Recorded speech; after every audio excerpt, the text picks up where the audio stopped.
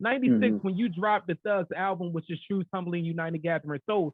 Yeah. You also have to mention that you had a motherfucking #1 hit as your single. It's not like it was. We got to get that to you, so I need to make that over there. Have Reverend Run on there. You feel me? I didn't think we knew he was a fucking Reverend back then. No, we didn't know until he started putting it on, until he actually got on there, the Flesh record.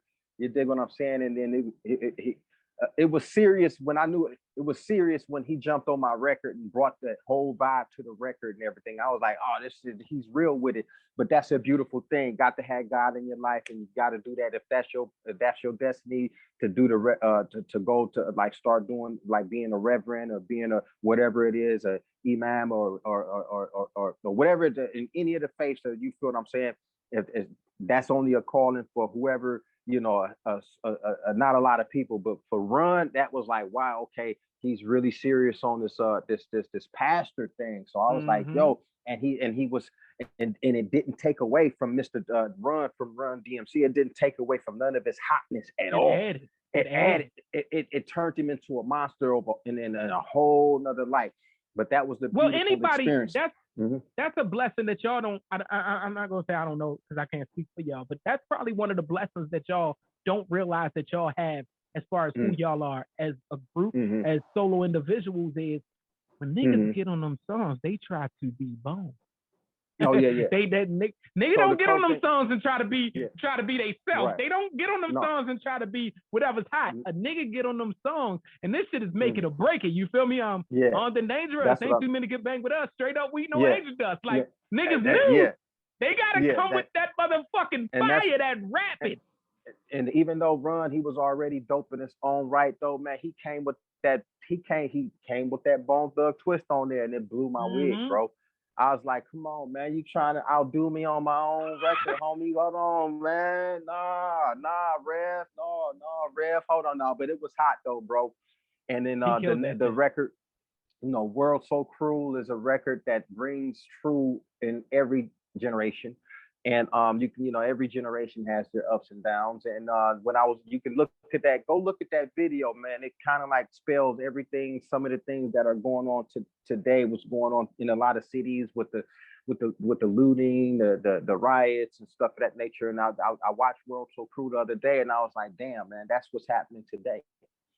It's exactly what's happening today. It's one of those things that I'm gonna tell you. You feel me? And I don't know if you know what is that. Hey, Flesh, this is a question for you now, nigga. Okay. Do you know what they labeled that as part 2 of? No, what's the World So Cruel, right? What the part World 2 So Cruel. I don't know. What do you think they labeled it as? The world has labeled that as part 2 of the Crossroads.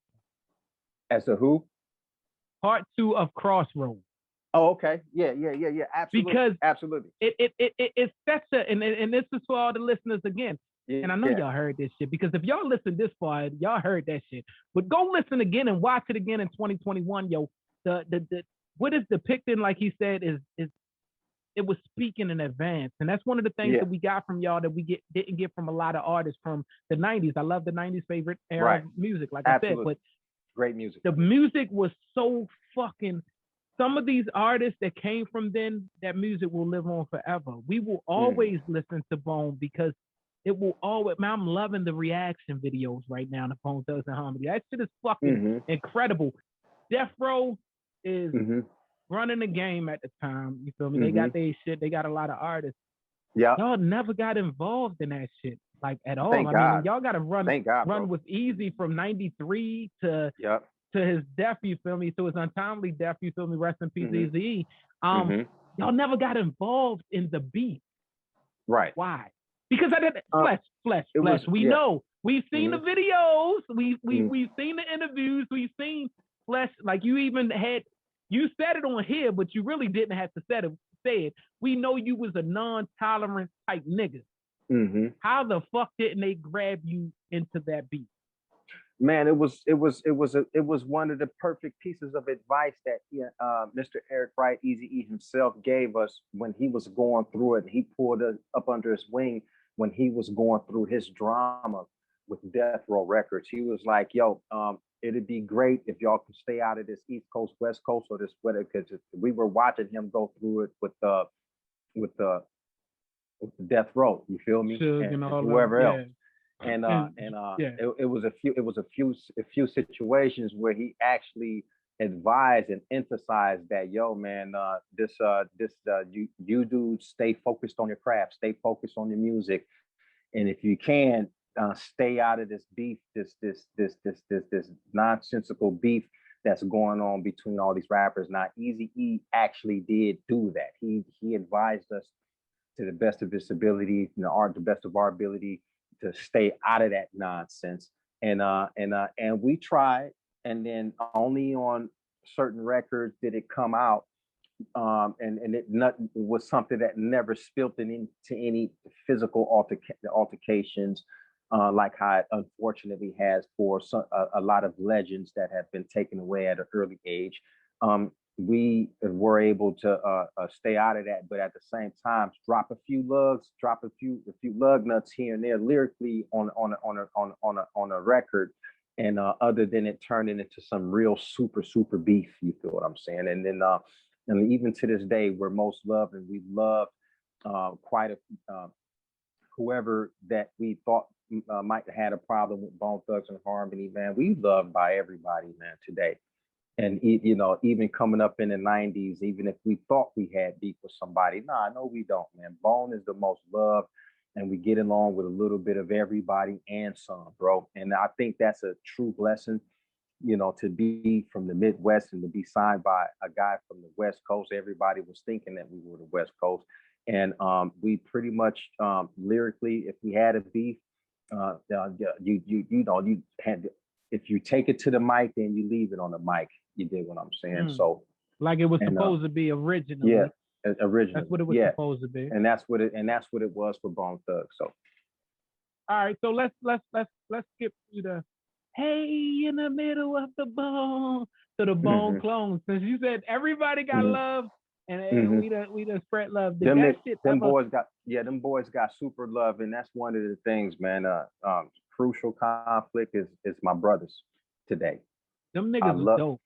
Them niggas are dope, and I work with these guys. And whenever I can get over there to that part of the Midwest, those brothers show the utmost support, and we rock the same stages together today, and we work and we make money together when it comes to putting on great shows. You see Flesh and Wild Style doing a show, and the rest of Crucial doing a show, and then it goes on and on to so you got Crucial. You had there was a couple other groups. Yeah, Wild Style.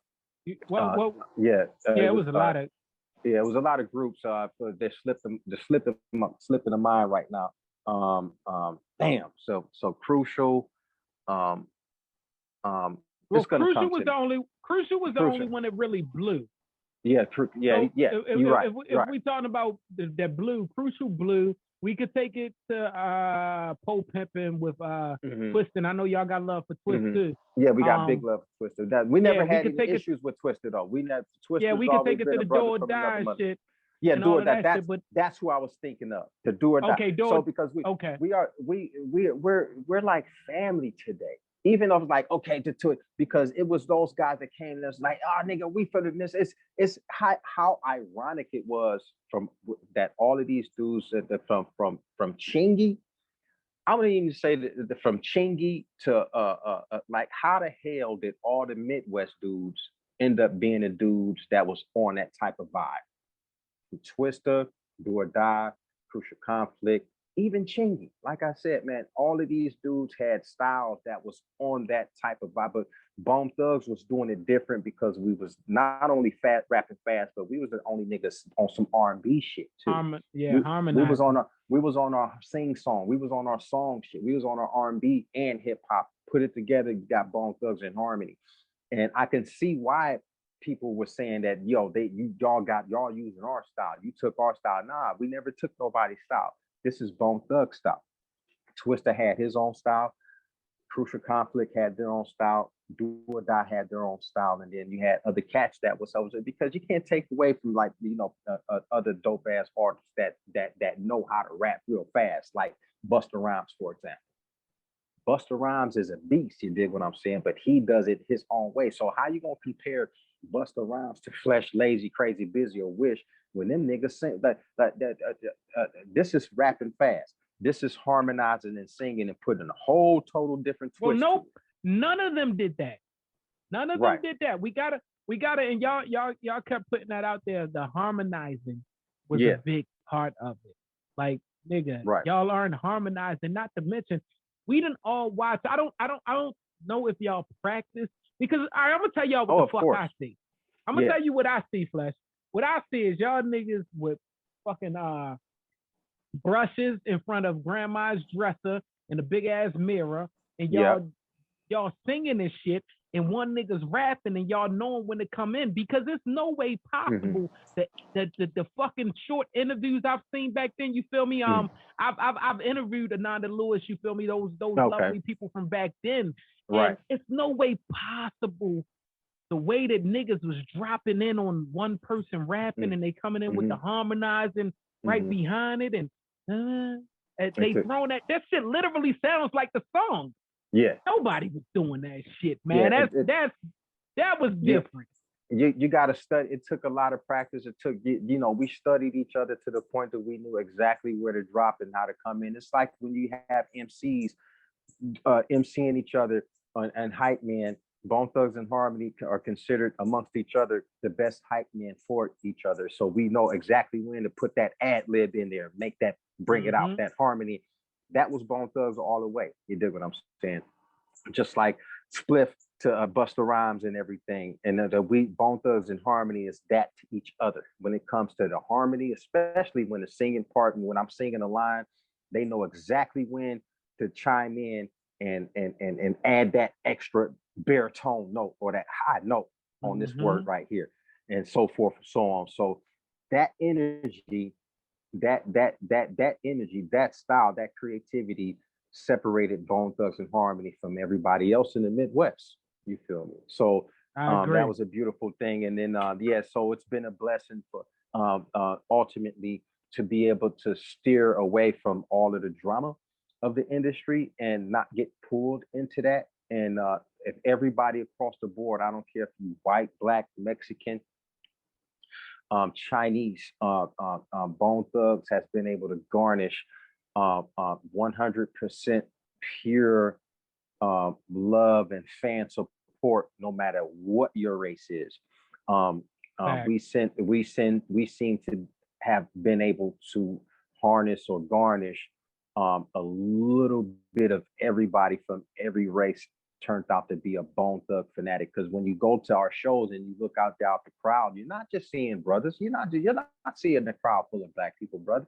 You're seeing a crowd of mixed diversity all across the board, bro. You're seeing the Mexicans, the Puerto Ricans. You're seeing you're seeing the white folks out there, man. And this is where I'm at with it as an artist, bro. I'm not finna be sitting up here talking about you black, you white. I'm not doing that shit. Get mad at me because I don't see color when it comes to me as an artist, bro. I don't see color, man. I'm colorblind like a motherfucker. So on that note, that's part of one of the reasons why we were able to stay away from a little bit of drama. I don't care if you're from the East Coast or the West Coast. I'm finna rock your socks off, man. I'm finna make you go home and with so much adrenaline. You're gonna have an overdose of adrenaline. By the time you get home, you ain't gonna understand what happened to you. You're gonna be dizzy bone. You're gonna be so dizzy, you're not gonna understand what just happened to you. And you don't have to be painted in no boxes. I'm black, so I feel you can't. No. Black people, white people, nobody can own Bone Thugs and Harmony like that, man. Because I got just as many white fans as Hispanic fans and Chinese fans and Japanese fans as I do everybody, man. What the fuck I look like? So that's where it's at when it comes to being an artist and being a creative artist, to be able to transcend color, man, and skin color and all that, man. And by the grace of God, bro, That's why one of the reasons why we still have a career today that's thriving. Man. That's why I'm able to drop records as a soloist. That's why we're able to get together in Bone Thugs and Harmony. And even after COVID and going through the nonsense of being on lockdown, still Bone Thugs and Harmony still come together with a full-fledged touring schedule. What kind of shit is that, bro? That this is the type of shit that only God got. So this is why my faith continues to grow. And this is why I continue to strive to be the type of artist that when I'm putting this stuff together, I don't know who it's going to touch more than the next. But it's my job to get out there, get on that mic and tell my story over the amazing tracks that's going to give you the inspiration that you need. So I take all this inspiration and energy and I turn it into a record to give to y'all, bro. It's like whatever comes from that is the grace of God. It's my blessing and whatever the case may be. But all of that experience and energy goes into those records. And the outcome is like how you just shared with me to go check out this reaction video, bro. I've never heard of no reaction video, and I try not to let that type, because a lot of artists that I've known personally let certain stuff like it changes them when they see people. It's like, dude, it's like God bless you to have that type of effect on each of them. And then my ego is checked at the gate for one. I don't, but I just hate when people piss me off and they make me have to defend my honor, defend my intelligence, defend it, because I will. And that's why we didn't get on. Yeah. That's why we didn't get on the whole with Flesh Moan went to jail for none of that shit. Right. Because if y'all niggas want to watch that shit, y'all could go to interviews that he speaks about that, and that's up to y'all. You feel me? But this wasn't about that or what the fuck mistakes we made. Because the one thing I know for sure is if you have watched this group, you have already seen the type of person each member is, and how you realize they're all stand-up niggas. They're all stand-up individuals. They all are men now. And you know what they is. So look, hey Flesh, you just now walked me into my next Bone Thugs and Harmony story. Okay. I told you I got hella Bone Thugs and Harmony. This shit is real from the fan base. The year was probably I don't remember the year of this. All I know is I was on my shit. We sticking niggas up, shit like that. Right? Oh yeah. So the night prior, me and my niggas, we in the hood, we doing what we do. We get a nigga for rings. To this day, I've never seen niggas with rings and shit that I wanted.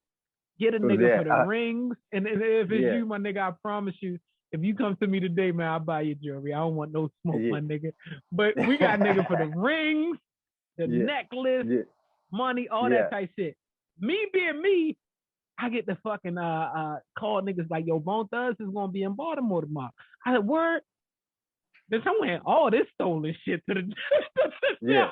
Man, I got rings on, I got necklaces on. None of my niggas, all my niggas always been street niggas, and they didn't want to go with me. I'm like, nah, yo, I'm going. I'm gonna get us a deal, man. I'm going. Right. Now I always been that nigga that I'm like, I'm gonna get us a deal.